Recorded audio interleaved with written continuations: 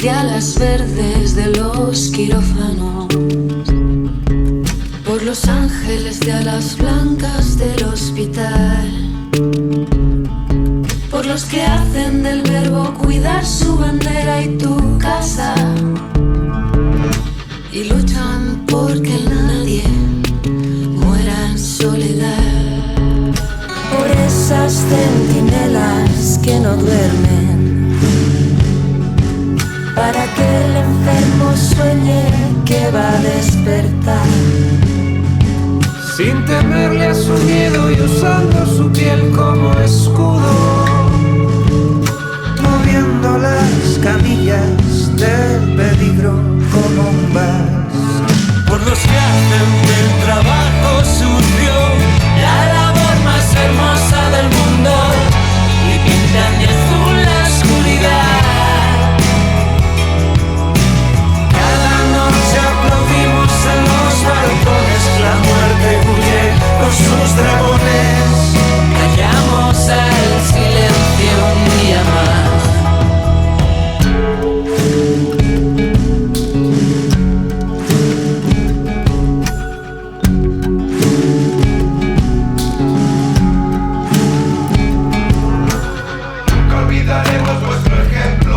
Olvidaremos la dedicación, nunca olvidaremos el esfuerzo, vuestro amor es nuestra inspiración. Por los que nunca miran el reloj mientras curan, por los que hacen suyas las heridas de los demás, por los que merecen los abrazos prohibidos y se meten contigo en la boca del lobo sin mirar atrás. por los que hacen del trabajo sucio la labor más hermosa del mundo y pintan de azul la oscuridad. Cada noche aplaudimos en los balcones, la muerte huye con sus dragones. Callamos la boca en silencio un día más, porque ya os habéis ganado a pulso el aplauso más largo del mundo. Respeto y dignidad.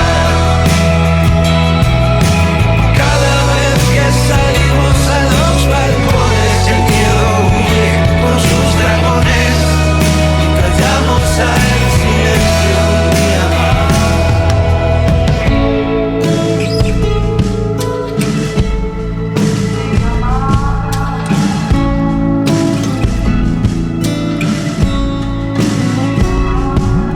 Supervivientes, sí, maldita sea.